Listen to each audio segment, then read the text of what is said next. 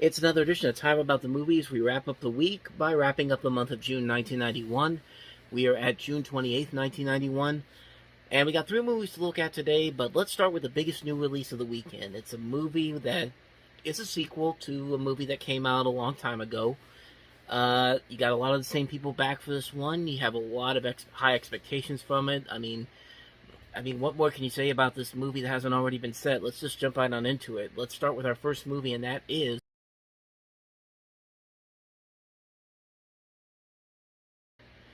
This is, of course, a sequel to The Naked Gun from the Files of Police Squad, which was a big hit back in Christmas of '88. And this one did a little bit better than the first movie did. It was a slightly bigger success than the first movie was. Helped a lot thanks to frequent VHS play between the time of this new movie and the original film. And CBS at the time actually aired the entire Police Squad TV series, all 6 episodes of the ABC show. They actually aired them in time in preparation for this movie coming out. And so there was a little bit of a build-up here to this movie, and while I won't say that this is better than the first movie, it's still a really funny movie. Naked Gun 2.5 really is still a very funny movie, and in a way, there are parts of it where I would say it is a little bit better than the first movie is, mostly in how they do some of the comedic bits in here, some of the references they make in here. This one in particular has more of an emphasis on throwing in some callbacks and some jokes straight from the Police Squad TV series. There are lines that are taken straight from the Police Squad TV series and put into this. There are callbacks, there are homages to the original series in this particular movie. That the first movie was just... most of it was basically on its own for the most part, but there you could definitely notice a lot more of the callbacks to some of the moments in Police Squad, like the bit at the end in the climax of the movie where Frank Drebin and the bad guys are shooting each other, and you think it's going to be like a distance. One's shooting from a distance, the other's also shooting from a distance, but they're literally right next to each other, shooting each other behind the walls and all that. There are a lot of those jokes in this movie, and they are very funny. This is still a very funny movie. I mean, right from the get-go, you're laughing pretty quickly at some of the funny stuff that they do here. And like I said, it really doesn't... it doesn't have those same good hard laughs that the first movie did, but the movie still packs a ton of good laughs in here. This is a very funny movie. Leslie Nielsen just shows why he and David Zucker and the Zucker brothers work with each other so well. Like, whenever you put Leslie Nielsen in a movie that's not done by these same people, a spoof comedy, more than usual, it doesn't usually pan out all that well. Of course, you got Priscilla Presley back for this. George Kennedy's back in this as Captain Ed Hawken. You got O.J. Simpson back as Nordberg, who has a bigger role here, but at the same time, he still gets beat up a lot in this movie. Maybe not quite as much as the first movie, but it is still very funny, and especially since, in the 30 years since this movie's come out, and you've seen what has happened to O.J. Simpson, you can't help but think that he does kind of deserve it a little bit. And there are still a lot of funny moments involving his character in this movie. Robert Goulet plays a great villain in this movie, and you also have Richard Griffiths playing the Dr. Albert S. Meinheimer in here. He actually has a couple of very good moments in here as well, some good funny moments. And like I said, it's a really funny movie. It's still very funny. It's still very silly, but the good kind of silly. It's a good fun time when you had a bad day and you just want to watch something hilarious. These movies just put a big smile on my face. I love these movies so much. Like I said, it's not as good as the first movie, but I can't help it, man. The Naked Gun 2.5, The Smell of Fear is absolutely brilliant. Funny movie.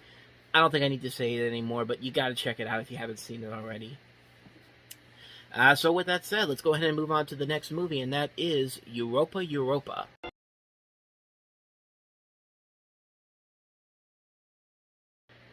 So the story of Europa, Europa, as you can tell, this is a story about a German Jewish boy who escapes the Holocaust by masquerading as a Nazi German and joining the Hitler Youth. And the movie is basically him just trying to survive without getting caught, or basically just trying to survive during the craziness of World War II in the late 30s. And yeah, it's a really good movie. It's a really good, well-made film. The acting is very good here. There is some action in here, but not a whole lot. But the acting overall is very good. The lead boy, Marco Hofschneider, I think yeah, Marco Hofschneider. He's pretty good here. You also have Julie Delpy in one of her early roles, and the movie does a good job of building suspense, but also being kind of a little bit of a black comedy in a way, shape in a lot of ways. But yeah, it's a very good movie. It's a movie that I honestly was pleasantly surprised by. I saw little bits and pieces of it when I was little.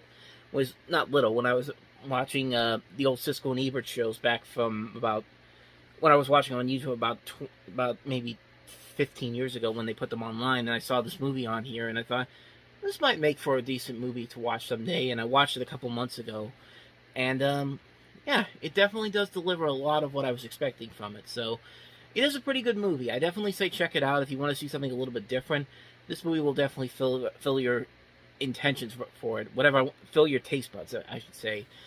So yeah, that is Europa, Europa. Now let me go ahead and see the last movie that we have here, because I immediately forgot the title of it, and that is The Reflecting Skin.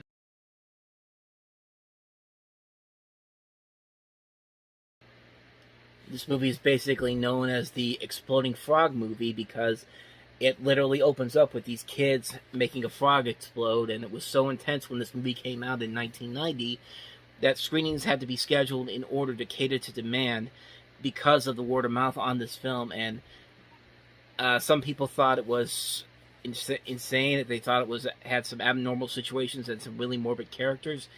But at the time, it did get some decent reviews, but it has grown a little bit of a cult following over the years, and I mean, that's really all I could say about it. I mean, I haven't seen it, so I can't really comment too much on it. But Roger Ebert basically put it in this way. It reminded him very much of David Lynch's Blue Velvet and some of his works as well, but a little bit better. I mean, that's what he said. But yeah, I could definitely see the David Lynch parallels here, especially when you consider the fact that it starts with an exploding frog for no reason. It's just like, it looks like a really weird movie, to say the least. So I don't know. Maybe that's what it is. Maybe that's how the best way to look at it. I can't really comment on the film itself because I haven't seen it before, but I'll give it this though. It does look visually stunning for the time. It looks like it does still hold up over 30 years later. So who knows? Maybe it might actually be worth it one day. I'm not going to rush out to see it, but if I see it somewhere, or if it's on streaming somewhere, I might take a look at it. But that's really all I've got to say about The Reflecting Skin, quite honestly. And so on that note, we wrap up another edition of Time About the Movies. We will jump into Terminator 2 for real next time around as we get to 4th of July weekend 1991. We also have another sequel in Problem Child 2. And we also have Richard Linklater's first big breakout film, Slacker, as well as The Miracle. So we'll look at all 4 of those movies next time we meet, and that'll be on Sunday. Of course, tomorrow we have a new Movie Stop episode. I'm going to go check out DC's League of Super Pets and then have a review for you at the end of the video. So definitely be on the lookout for that tomorrow. But thank you guys for watching. And as always, if you want to see more videos like this, check out the playlist on the next page. Check out the previous episode. And I will see you guys next time for another episode. So thank you for watching. I'll see you guys next time. And until then, as always, take care.